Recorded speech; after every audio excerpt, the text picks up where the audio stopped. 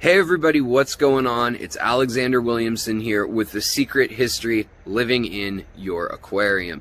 So I just got back from a crazy trip to Florida, and I will have a thorough tour of this place that we're going to be checking out today coming soon with all the shrimp.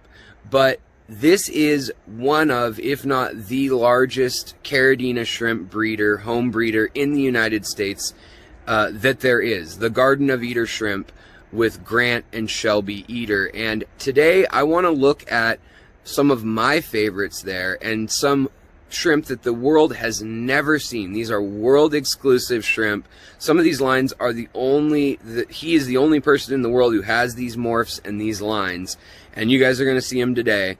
But if you want to check them out, they're at TGOE, the Garden of EDER shrimps.com or shrimp.com, and you can use the code SECRET10 to get 10% off. If you want to use my code, let them know that you saw them on this video.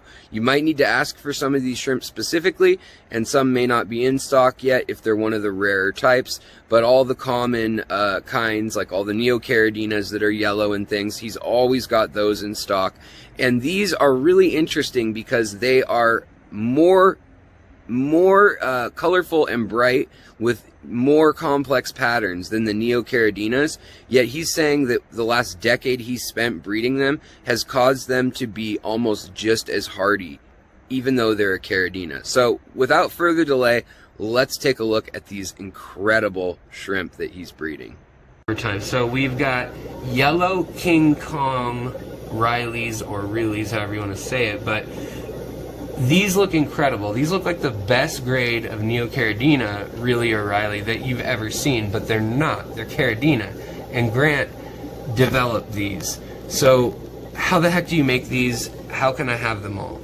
So yellow King Kongs breed so fast. I mean, we probably bred like 1,000 of them, and we got one really that came out. Wow. And then I put that one aside, put a bunch of females in the tank or whatnot, but by the time it fully matured, it turned solid yellow. So I kind of kept that tank going, and then I got another really. And I was just having a lot of issues without them turning solid yellow by maturity. So it took a lot of time and dedication, but eventually I ended up with shrimp that were staying mature, getting buried, saddled, and producing shrimp. Also, they produced the Missouri with the lemon heads. And once I started to those get half and half ones, those had even less yellow pigment, and I think that was like the key to unlocking to get the rili variety to breed a little more stable. However, they're just like all rilis, they produce a ton of culls still, so it is a lot of work. But that's why it's not a $3 or $5 yellow King Kong anymore, and we sell them for $15 to $25. And so, do these have Tangerine Tiger in them? Or? Yeah. Okay. So all yellow King Kongs come from one breeder, and they sadly passed away and never shared exactly how. But with my Tang Tai, 8 to 10 generations in, I had a solid yellow one pop out, and then I waited for a couple more clutches. When you say Tang Tai, just so people know, that's Tangerine Tiger. Cross with another shrimp. In this case, it was Shadow Panda, 8 generations in. All the shrimp were like double pigment, really nice, and then all of a sudden I have a really random yellow one come out. And I waited a couple more clutches. I ended up with 5, separated those into their own tank, and they breed really true. So I don't know if that's exactly how you make yellow King Kongs. The other way I was going about it was I was trying to select a breed, Tangerine Tigers with no stripes, no dots, and the yellow ones. And I was getting more like yellow Tangerine Tigers, but it was taking a very long time. And then while I was doing that, the price of yellow King Kongs went from $50 or $100 to $50, then down to $10, and I was like, all right, let's scrap the project and let's just buy them for $10 a piece. Okay, interesting. So they are a cross then. They're not just one lineage. I would put my money on them being a hybridized Tangerine Tiger. But the Tangerine Tiger genes are so dominant. These are one of the most hardy shrimp in the hobby for sure. That's so cool because they're so pretty. These and the kind of the ones that you have that have a little more orange or red to them, also with the head that's yellow, the lemon heads and the clear body, or reverse, the clear head and the colorful body. all of these I'm fascinated by, and you seem to be the only person I've ever met, only breeder, who has these. I've only sold them to 3 other people, and one of the other persons killed them, so they're only going. Oh, and then another person got out of the hobby, so it's just me and Mike Esposito that have them going. Wow, that's so cool. I mean, and I could see these having like orange eyes in the future, or, you know, who knows, like red eyes or some crazy mix. I already have an orange-eyed one. You do? Yeah. That is awesome.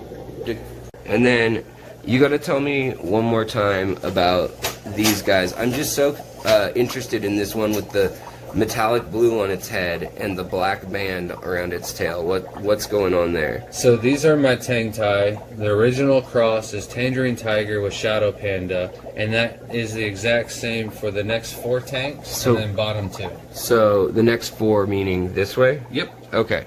And in here, I mean, you get interesting kind of blue and white almost. I mean, almost blue bolt looking shrimp. And yellow. So you've got yellow and blue coming out of the same line, and here you get some even like greens and yellow with... So I've left the ones that are greens, but the yellows originally came out of here, and I culled any Tang Tai and yellow looking shrimp into this group, and then the ones that came out really yellow, I've been moving into this group. Okay. And I have another group inside the house where I've been focusing on just yellow. So do you scoot then generations back ever? If you get a good color, you would keep it separate. You're not going to go back and mix even a potential split that happened, say, in this tank. If you find a beautiful yellow one over here, it has the genetics of this tank, and so even though it would look good with these, genetically it could throw something weird, and so you're avoiding that by progressively, generationally, and phenotypically putting a new tank up for each of these morphs, huh? So I'll move shrimp from this tank into this tank, this tank into this tank. So like one hop. This one into this tank, but it never goes backwards. Yes. So these are like my highest grades, and then so forth and so what. But then these ones, this is a high-grade tank, this is my low-grade tank. I never move these into those phenotypes either. And these are related to those as well? Yeah, so it's just 2 different directions. So these are the back lines, and if you can see, like, there's some that have the gold back line, and some that have the blue. But if you look up here, I've got some that really have a nice gold back line. Yeah, that one definitely has like a... That's like a steel, but there should be another one running around. But then I have another tank where I've just focused on the gold and white. And there's some yellows that have that nice kind of skeleton of gold. I'm trying to make my own Galaxy Pintos, but like, if pride and joy are the green ones. Yeah, they're really nice. You know, that is very similar color. Now, would this be similar to like an Incredible Hulk when people were talking about those? No, or those? Incredible Hulk is a pure Taiwan bee. Okay, These so are hybrids. no Tangerine Tiger. Incredible Hulks all turn black when they're fully mature. Okay. The green and blue pigments from Blue Jelly and Green Hulks, they're just unmature pigment. And okay. When it ages, they all solid up and turn into black. Very interesting. Very cool. And then these red guys on the far end, they're not related, are they? No, these are my pure red lines. Okay. I've been breeding these from like 5 or 6 different like big time breeders, Asian and German. I know that and double I've been spot. working on them in my own ways. So these are the TGOE pure red line that are in high demand. I never really sell babies on the website anymore because I'll have somebody like you come over to the house and they'll see smaller ones and they want to. But real quick, you got to come see the star of this tank this side of the show. So if you like see it come on a good day, you'll see 5 different colors on this one shrimp. You'll see blue, gold, black, blue, purple, white. Wow. Yeah, you can see it on the tail. And, I mean, even on these babies, you can see, like, green head and blue body. It's very interesting stuff. Wow, the genetics are wild on this. I mean, they, like, also when it's backlit, you'll see, like, yellow. But then you look at it up close, and it looks like white or even, like, a soft green. And, yeah, it's just, they're a very interactive shrimp in the sense that, like, if you got them, you'd constantly be marveling at what they're up to and what they put out and the different versions that are all created from these genetics. It's very cool. So your lemon heads, and what do you call the reverse of the lemon heads? So the headless horsemen. Headless horsemen. Man, these are so cool. I love that one, man. I think that is the coolest shrimp. Oh, and of course he's like, no, I don't like you, go away. I've got another phenotype that's rare from the yellow King Kongs if you want to see those too. These just blow my mind. These yellow King Kong morphs look so cool, especially when they're crossed with like when they've got the red stripes. These are all pure, and so are these too. And I've got some white heads coming out on them. White heads coming out already? Yeah, so if you see that one on the wall, it's got some white pigment to it. I'm sure there's some other ones walking around, and I mean I've been breeding the same line of yellow King Kongs for like 6 years, and only just now is some of the whites coming out. When you say white, you mean clear or white? Like white, actual white. Wow. Pigment. I can feed them and it'll come out. You'll be able to see a lot easier. Yeah. Wow. They have white feet too. They're very cool. Very cool morph. I would love to see these more widespread in the hobby. These little lemon heads and the various yellow King Kong morphs and headless horsemens, like this little guy.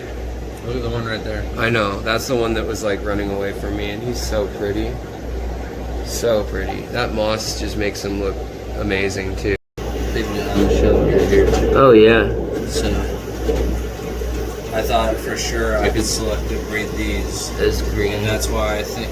And the only thing that these are the golden, the ghost bees. Ghost bees are so cool. And they don't have any, pigment. What are ghost bees bred from? So I believe they're a morph from crystal shrimp, or I think that they're actually serrata. Okay. Do you think you can get orange eyes into them? So yes, I've actually started it already. Like that's one of the byproducts. So I need to cross that one back with the orange eye. Yeah. And because they're like hypomelanistic and they don't show any of the colors, I believe that the eyes will be white. So there's one of the F1s. Now I need to just cross that back with the orange eye, and I believe that they'll come out white. Wow. That's so cool. So cool. And then are these Stardust again? Yep. Okay. And then I've got more of the golden bee red steels. Some of your Stardust are a lot more striped than some of the other ones, it seems like. Yeah, I mean, it's interesting. They're just moody. They change so much. They've got that metallic sheen to them, though. There's some nicer ones over here. And, it's just that sheen, I feel like, has so much potential in the future for, like, breeding projects. And then we talked about these in Layla's room. These are my super crystal whites. So they're golden bees, but there's no transparency to them. They just have the solid white shell. Yeah, it's like hard to focus on even. They're bright. They're much brighter than like a more solid white than most. That is probably the whitest shrimp I've ever seen. Yeah. And then I've got enough of them in the tank now that I can start their own colony. So I've actually kind of been moving the normal ones over into this tank and keeping the solid whites over here. What are these ones then? Just normal ghost bees. Okay, ghost bees. Yeah, the other ones over there were crossed with the cheetahs to get the back lines, and that's how I made my zebra ghost bees. So these are $4 shrimp. The zebras are $15. I'll probably sell these for like $20, $25 for the solid ones. Yeah, I can see why, definitely. And then there was another one that had caught my eye last time we were in here that I was wondering, I just got to get more footage of these beauties. Hey guys, wasn't that an awesome look at those shrimp? I wish I had clearer shot, but he has algae on his tanks. He has 378 tanks, so what are you gonna do? The shrimp love the algae and stuff too anyways, so he keeps it however the shrimp are most happy. Now, some of those are never before seen morphs, color patterns. No photos or videos exist of those anywhere in the world, and those are all CARIDINA shrimp that are extra hardy because he's crossed them with Tangerine Tigers, which are a very hardy line, or with King Kong, yellow King Kong, which happened to be another hardy CARIDINA. So if you're interested in getting some of those shrimp, go to tgoeshrimp.com, the Garden of Eder shrimp, and use the code ALEX10 if you want 10% off. Show them where you came from, that you saw the video. And what would you guys call those shrimp? If you want the grand tour and you want to see even more of the yellows and all the other colors, be sure to subscribe, click that alert bell, and also the thumbs up always really helps. So thank you so much for watching, and I'll see you guys next time. Bye.